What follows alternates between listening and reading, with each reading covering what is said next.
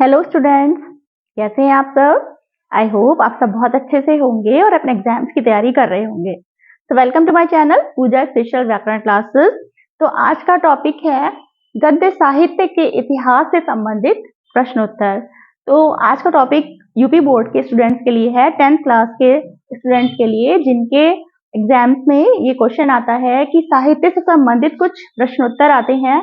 वैसे तो ये एमसीक्यूज के रूप में आते हैं, यानी बहुविकल्पीय प्रश्नों के रूप में आते हैं। आपको ऑप्शन चुनने होते हैं, लेकिन आपको उसके बारे में जब जानकारी होगी तभी आप उसके आंसर सही से कर पाएंगे।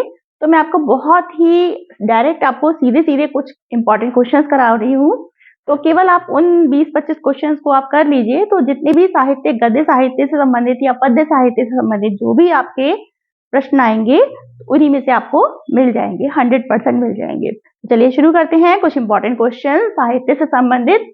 आज पहले गद्य साहित्य से संबंधित देखते हैं, फिर हम पद्य साहित्य से संबंधित क्वेश्चन आंसर भी देखेंगे। तो चलिए देखते हैं। देखिए, पहला है क्वेश्चन, शुक्ल युग तथा शुक्लोत्तर युग की कालावधि बताइए। देखिए क्वेश्चन ये बहुत आता है कि कालावधि यानी समय पूछा जाता है कि कब से कब तक ये काल चला, और सबसे ज्यादा क्वेश्चंस आपके साहित्य में जो है वो शुक्ल युग और शुक्लोत्तर युग से ही संबंधित आते हैं। तो चलिए पहला क्वेश्चन ये, शुक्ल युग यानी इसे छायावादी युग भी कहा जाता है, इसकी अवधि रही है 1919 से लेकर 1938 तक, और शुक्लोत्तर युग की कालावधि है 1938 ईस्वी से अब तक चल रही है। ठीक है, तो ये हमें कालावधि ध्यान रखनी है। वैसे तो ऑप्शंस आएंगे, लेकिन आपको एक बार सब पढ़ के जाना है और अच्छी तरह से आपने दिमाग में रखना है कि इसकी कालावधि क्या है और क्या से क्या जो भी है। सेकंड है, शुक्ल युग के प्रमुख आलोचक तथा निबंधकार का नाम। तो आलोचक कौन रहे हैं? शुक्ल युग का नाम ही आचार्य रामचंद्र शुक्ल के उस पर ही पड़ा है, तो इनके प्रमुख आलोचक और निबंधकार जो हैं वो आचार्य रामचंद्र शुक्ल ही हैं। ठीक है। थर्ड है, सेवा सदन, गोदान, पंच परमेश्वर, हंस पत्रिका, है ना, हंस पत्रिका का संपादक थे, और लेखक का नाम क्या है? इन सबके लेखक अलग अलग आपका आता है कि सेवा सदन, गोदान, पंच परमेश्वर, इनके अलग अलग तरह से आपसे लेखक पूछ लिए जाते हैं। तो सबके लेखक क्या हैं? प्रेमचंद। ठीक है। नेक्स्ट क्वेश्चन, शुक्ल युग के अन्य नाम। अब शुक्ल युग जो है इसके कई सारे नाम हैं, जैसे प्रसाद युग भी कहा जाता है, इसे प्रेमचंद युग भी बोला जाता है क्योंकि प्रेमचंद इसके प्रमुख लेखक रहे हैं इस युग के, और छायावाद युग भी इसे कहा जाता है। तो इसके अन्य नाम पूछ लिए जाते हैं, तो ये भी आपको पता होना चाहिए। नेक्स्ट देखिए, कुछ रचनाएं पूछ ली जाती हैं, इसके लेखक और इसके लेखक बताइए। तो मैंने इंपॉर्टेंट जो आपके थे वो आपके सभी लिख दिए यहाँ पर। बस जितना मैं कराऊंगी उतना यदि आप कर लेंगे तो इससे ज्यादा फिर कुछ नहीं आएगा। सीधे मैं आपको आज क्वेश्चन बता रही हूँ, बहुत ज्यादा डिटेल में नहीं जा रही हूँ, आपको सिर्फ इंपॉर्टेंट क्वेश्चन देखिए। रस मीमांसा के लेखक, रस मीमांसा एक वो है, तो इसके लेखक भी रामचंद्र शुक्ल हैं। ये इंपॉर्टेंट रचना है, इसलिए यहाँ पर मैंने बताया है। मेरी असफलताएं, इसके लेखक गुलाब राय जी हैं। शुक्ल युग के प्रसिद्ध उपन्यासकार कौन से हैं? देखिए ये था, आलोचक और निबंधकार थे, और प्रसिद्ध उपन्यासकार जो हैं वो हैं भगवती चरण वर्मा। इसलिए कंफ्यूज मत होइएगा कि वहां पर यदि ये भी दे दिया जाए तो उपन्यासकार यदि आता है तो वहां पर भगवती चरण वर्मा को आपको टिक लगाना है। नेक्स्ट है, मेरी असफलताएं, गुलाब राय। ठीक है। बाणभट्ट की आत्मकथा किसने लिखी है? हजारी प्रसाद द्विवेदी। संस्कृति और सभ्यता के लेखक हैं श्याम सुंदर दास। ज्ञानपीठ पुरस्कार पाने वाले हिंदी कवि कौन है? सुमित्रा नंदन पंत। नेक्स्ट है, शुक्ल युग के प्रमुख लेखक। इसके अलावा भी प्रमुख लेखक पूछे जाते हैं, ये ऐसे करके पूछा जाता है कि ये लेखक शुक्ल युग के कौन से लेखक हैं। इसमें 4 ऑप्शन में इनका नाम ही दे दिया जाएगा, तो आपको पता होना चाहिए श्याम सुंदर दास और माखनलाल चतुर्वेदी भी शुक्ल युग के प्रमुख लेखक हैं। कुछ और क्वेश्चन देखते हैं। 13 है, ध्रुव स्वामिनी, कंकाल, राज्यश्री, आकाशदीप, लहरों के राजहंस के लेखक कौन है? ये सारी रचनाएं किसकी है? ये बहुत इंपॉर्टेंट रचनाएं हैं, इसीलिए मैंने इनके नाम लिखे हैं, जयशंकर प्रसाद।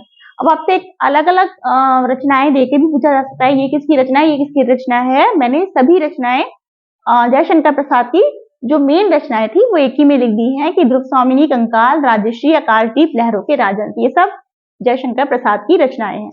फिर अलग अलग क्या है, दीप जले शंख चले, इसके रचनाकार कौन है? कन्हैया लाल मिश्र प्रभाकर। नेक्स्ट है, शुक्लोत्तर युग, जिसे कि छायावादोत्तर युग भी कहा जाता है, इसके प्रमुख आलोचक कौन है? वो है आचार्य हजारी प्रसाद द्विवेदी और पंडित नंद दुलारे वाजपेयी। ठीक है। नेक्स्ट है शुक्लोत्तर युग के प्रमुख कवि कौन है। ठीक है, ये क्या था, आलोचक थे, अब हम कवि देख रहे हैं, रामधारी सिंह दिनकर। ठीक है। नेक्स्ट है शुक्लोत्तर युग के प्रमुख निबंध लेखक कौन है। निबंध जिन्होंने लिखे हैं वो हैं रामवृक्ष बेनीपुरी। नेक्स्ट है, अब कुछ रचनाएं हैं, क्या भूलूं क्या याद करूं के लेखक हरिवंश राय बच्चन है। नेक्स्ट है अर्धनारीश्वर के लेखक विष्णु प्रभाकर जी हैं। कलम का सिपाही अमृत राय। यात्रा साहित्यकार किसने लिखा है, राहुल संकृत्यायन। और फिर नेक्स्ट है ठूठा आम साहित्य और कला यात्रा व्रत, ये सब किसकी रचनाएं हैं, भगवत शरण उपाध्याय की। नेक्स्ट देखिए मैला आंचल किसकी है, पणीश्वर नाथ रेणु की। संस्कृति के 4 अध्याय रामधारी सिंह दिनकर। झूठा सच यशपाल जी की है। अतीत के चलचित्र महादेवी वर्मा की लिखी है। अनंत आकाश जयप्रकाश भारती की रचना है। और रूस में 25 मास और माटी हो गई सोना, ये दोनों संस्मरण हैं। ठीक है, इसमें आपसे ये भी पूछा जाता है ये क्या चीज है, संस्मरण है, निबंध है या यात्रा व्रत है, तो ये दोनों संस्मरण है। और ये किसकी रचना है, कन्हैया लाल मिश्र प्रभाकर की। थोड़ी सी और ये चीजें देखते हैं कि क्या चीज हमारी निबंध है, क्या चीज उपन्यास है और क्या चीज यात्रा व्रत है, क्या चीज संस्मरण है, तो इसको और देख लेते हैं थोड़ा सा। तो चलिए थोड़े से क्वेश्चंस और देखते हैं। कोणार्क के रचयिता हैं जगदीश माथुर। नेक्स्ट है गांधी की देन मेरी आत्मकथा, इसके रचनाकार हैं डॉक्टर राजेंद्र प्रसाद। अब कभी कभी इसमें आपसे उल्टा भी पूछा जाता है कि जैसे डॉक्टर राजेंद्र प्रसाद की रचनाएं कौन सी हैं, इसमें आपको एमसीक्यू भी पूछा जा सकता है। तो आपको क्या लिखना है कि गांधी की देन और मेरी आत्मकथा किसकी है, डॉक्टर राजेंद्र प्रसाद की रचनाएं हैं। ठीक है। नेक्स्ट देखिए गेहूं और गुलाब, इसकी रचना है रामवृक्ष बेनीपुरी।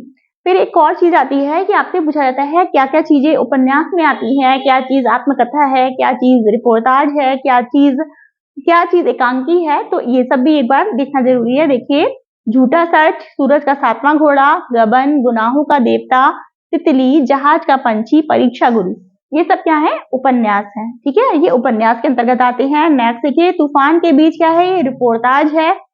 नेक्स्ट नीड़ का निर्माण सिर, ये एक आत्मकथा है। ठीक है, आपसे पूछा जाए ये क्या है, तो ये आत्मकथा है। नेक्स्ट देखिए भारत दुर्दशा और तौलिए, ये दोनों एकांकी हैं, है ना, एकांकी आप जानते ही होंगे, एकांकी आपके में आती है। नेक्स्ट देखिए मृगनयनी एक उपन्यास है और इसके लेखक हैं वृंदावन लाल वर्मा।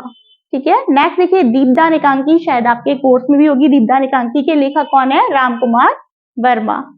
नेक्स्ट है स्वतंत्रोत्तर युग की कालावधि, मतलब इसे आधुनिक काल भी कहा जाता है। स्वतंत्रता के बाद की अवधि जो है वो 1947 से अब तक चल रही है। यदि ये युग की अवधि पूछ ली जाए तो 1947 से अब तक।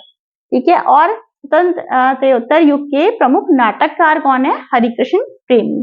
तो ये थे कुछ इंपॉर्टेंट क्वेश्चंस आपके गद्य साहित्य के इतिहास से संबंधित। तो आई थिंक मैंने बहुत ही कम क्वेश्चंस में आप बुक से देखते हैं तो बहुत सारे क्वेश्चंस होते हैं और उसमें छोटे छोटे अलग अलग एमसीक्यूज के फॉर्म में दिए होते हैं और आप कंफ्यूज हो जाते हैं कि कितने सारे कैसे याद रखेंगे। तो मैंने उसको बहुत ही अच्छी तरह से कोशिश करी है कि आपको जितने भी उपन्यास हैं वो एक में आ जाए, किसी की रचनाएं एक में करके आपको बताने की कोशिश की है कि आपको अलग अलग कंफ्यूजन ना हो। तो बहुत ही कम क्वेश्चंस में यदि आप ये इतने क्वेश्चंस कर लेते हैं तो आपके 100% जो भी गद्य साहित्य से रिलेटेड क्वेश्चंस आएंगे वो आपको मिल ही जाएंगे। लगी हो तो लाइक कीजिए, शेयर कीजिए, सब्सक्राइब कीजिए और चैनल को सब्सक्राइब जरूर कर लीजिए और कमेंट करके बताइए कैसा लगा। तो थैंक यू सो मच।